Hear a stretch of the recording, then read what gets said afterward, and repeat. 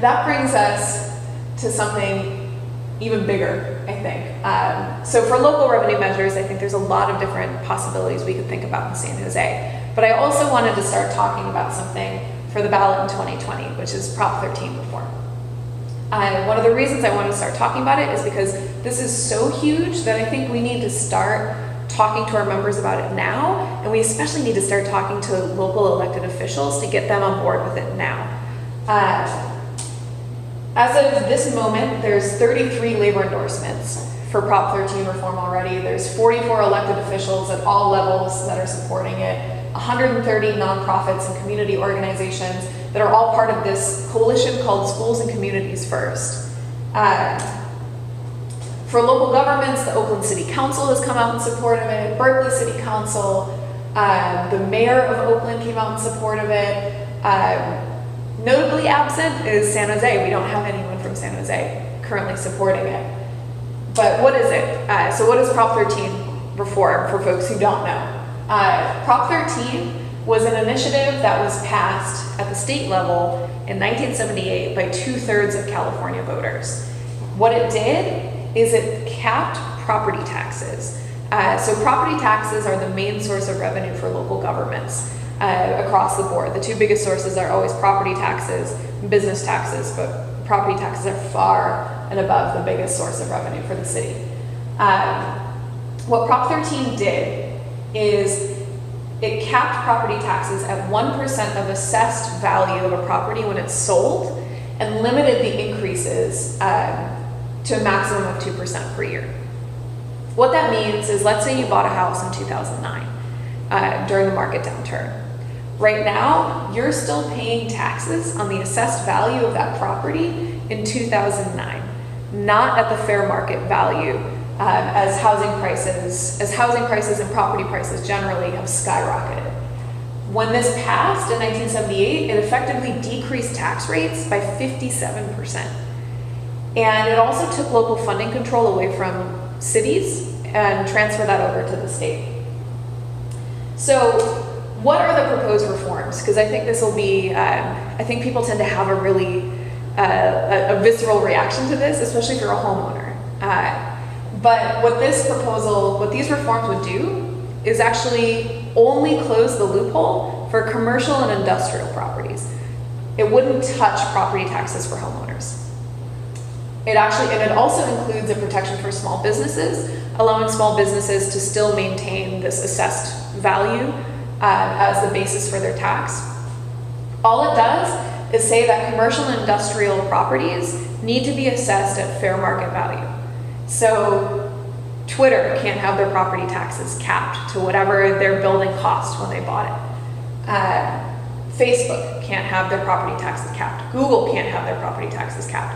They'll have to be reassessed to the fair market value of their properties so that they pay their fair share, while homeowners can still keep the protections that they have. This is from a study that was done by USC about what we're projecting the revenue potential could be, and it's broken down by county.